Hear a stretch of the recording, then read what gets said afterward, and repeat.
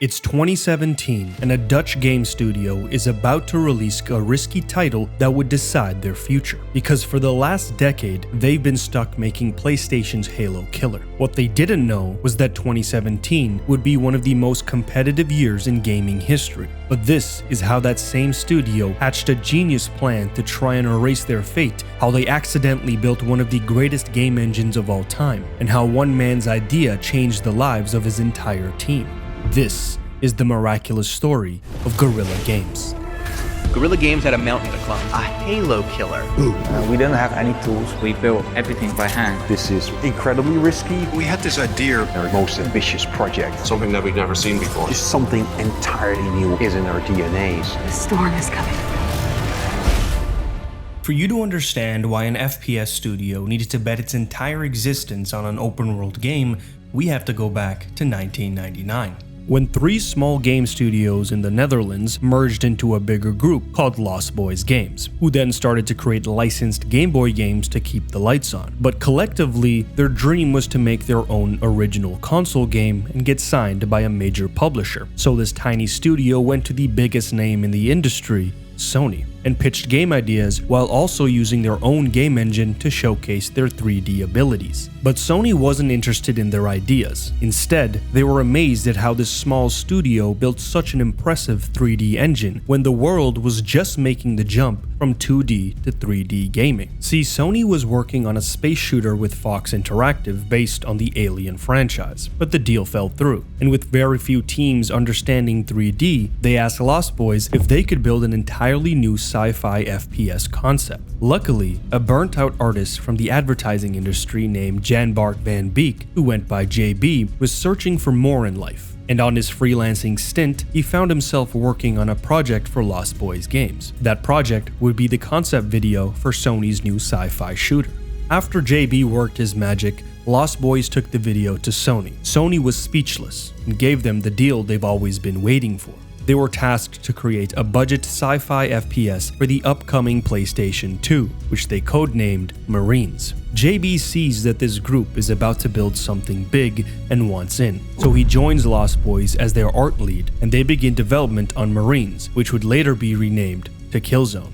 By early 2003, JB and the group designed a world so unique and graphically impressive that you'd never think it was a budget title, so much so that Sony eventually decides to pump up Killzone to become an exclusive AAA release with extra resources. But once the gaming world saw what Sony was making through incredible screenshots, the marketing took care of itself, because the world dubbed Killzone as PlayStation's Halo killer. A name and pressure Lost Boys, who was now Guerrilla Games, didn't really expect for their first title. Now, while reviews for Killzone came back mixed, and with it not killing Halo, Sony still saw Guerrilla as the tiny studio punching way above their weight class. So Sony purchases Guerrilla Games, making JB and the rest of the team an official first-party studio for PlayStation. They'd then go on to make Killzone 2 for the PS3, which would later earn a world record for the most expensive PS3 shooter ever made, at an estimated $50 million. It would also be one of the most graphically impressive games of its generation. With sales numbers doing well and positive reviews flying in, Guerrilla Games was set to create another Killzone.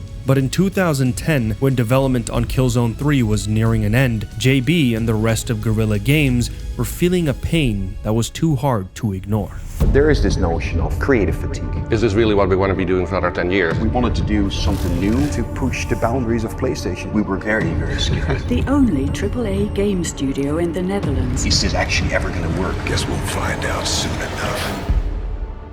See, while Guerrilla Games was facing a big problem, I was too. Which is why I've been using boot.dev, who's also sponsoring this video. Now, I vibe coded this Snake game for fun, but I know there'll be a point down the line where not knowing the fundamentals will truly limit my ceiling. So I've been spending time on boot.dev, which is an online education platform where you learn the world of coding with their unique approach. They have courses on Linux, Python, and a bunch of other languages, but the best part is that it's all taught through video game mechanics like boss fights, leveling, and quests, which we all know is a great way to keep us locked in. And as a naturally competitive person, the public leaderboard is a great addition. See, I know coding will be one of those essential skills to have down the line, and whether you want to make games, land a good job, or anything in between, you can't go wrong with understanding the craft at a granular level. I'm going to be actually using boot.dev in my coding journey, and I'd like you to join me by clicking the link in the description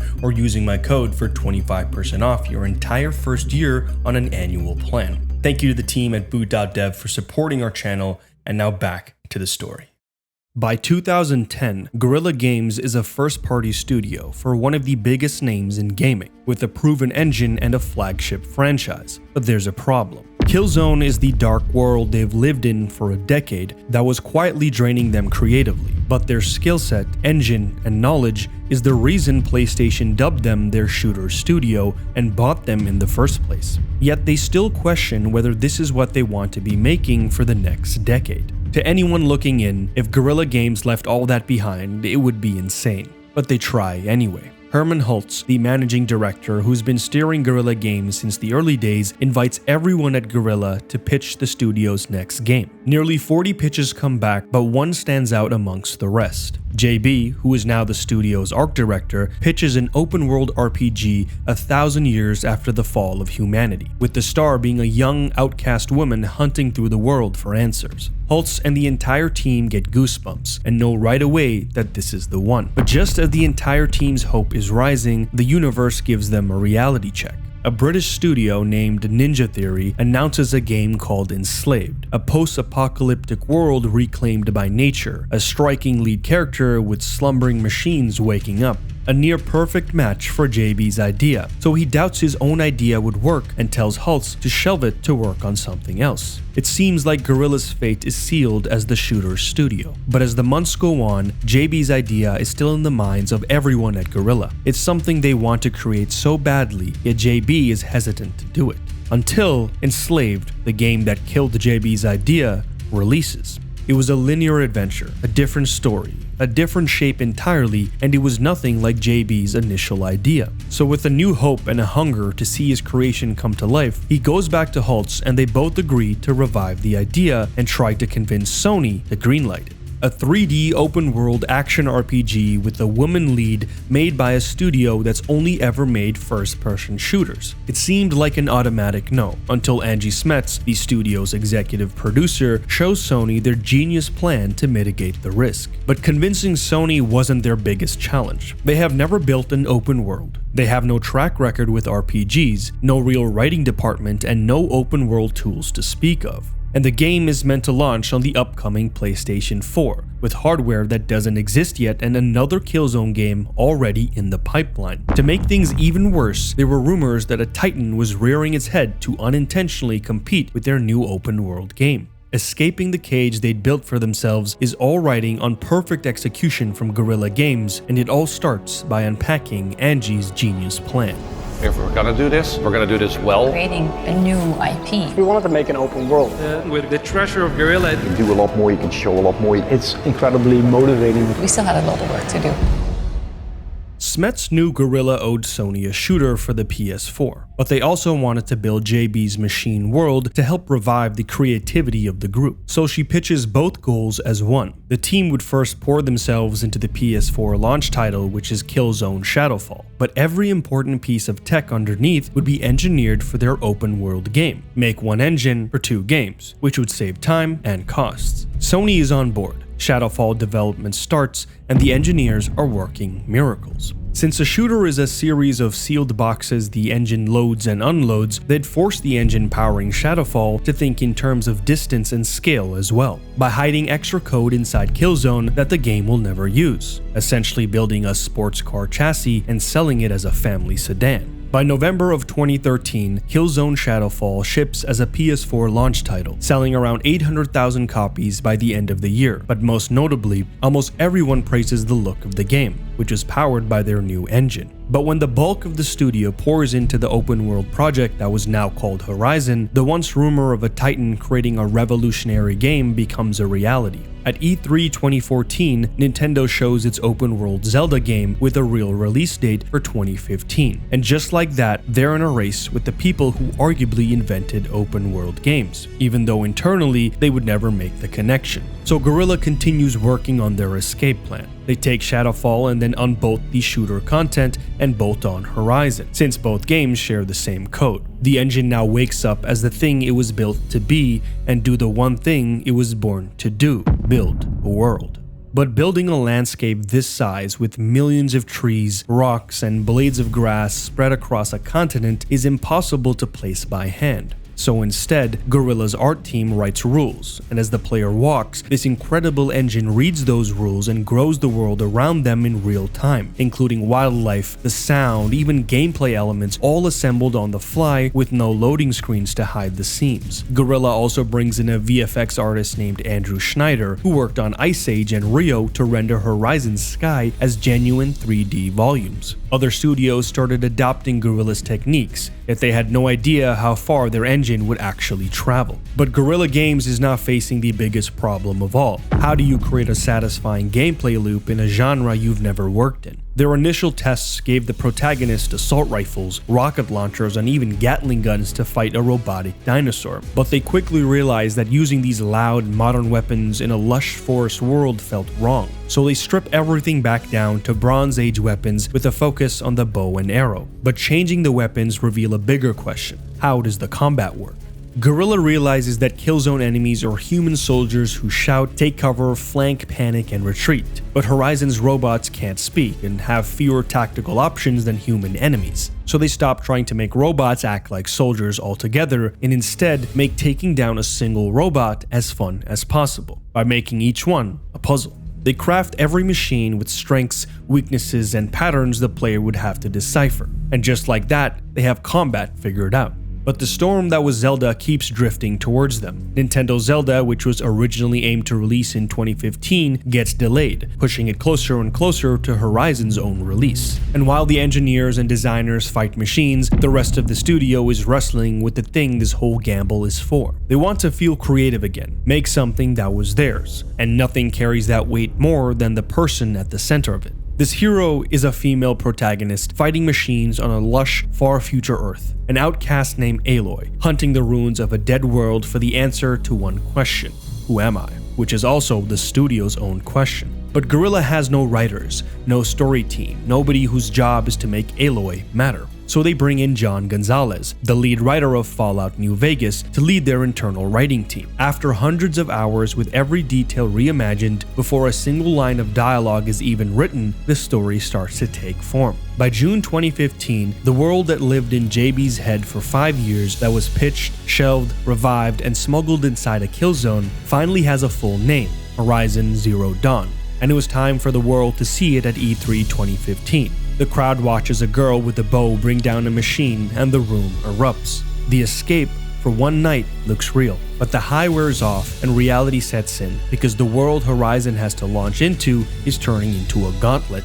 Zelda gets delayed to 2017. Nintendo reveals it'll be a launch title for their new console, the Switch. Everything is lined up to release almost to the day of Horizon. Even if Guerrilla Games didn't take notice, the world does. This small, scrappy studio has spent the better part of a decade tearing up their identity, learning a genre from scratch, building an engine in the dark, and betting the entire studio on a girl and a world of machines. They do the best they can, and now there's nothing left to do but ship it. What does it take to create a new world? To make a game that you want to spend time in. It's filled with what we're good at.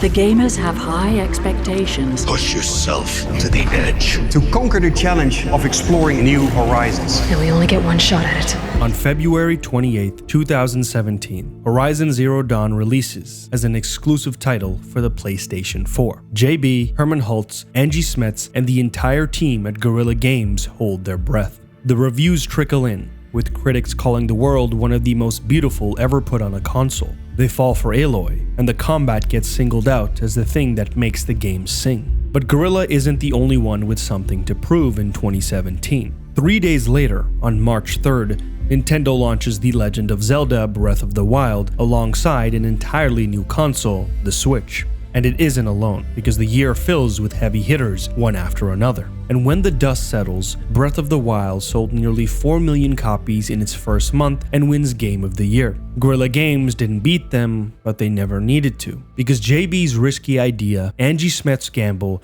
and the work of over 100 people at Guerrilla Games helped them win the only fight that mattered. Horizon Zero Dawn, their first open-world RPG game, sold 2.6 million copies in its first 2 weeks and had a score of 89 on Metacritic.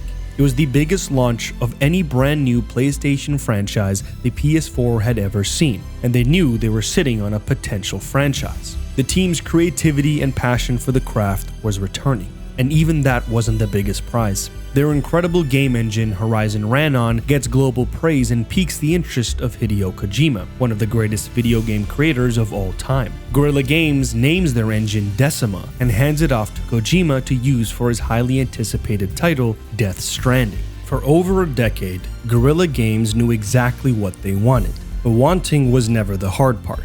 Finding the courage to tear down their identity and build something new in its place was. Because in the end, that's all this story is really about. Knowing you want change and having the courage to do something about it. Because nothing changes if nothing changes. Yeah, I got the feeling we taking it all the way. I gotta get to the Hall of Fame. Work until everything fall in place. Like nah, we not gonna fall today. Like nah, we not gonna fall.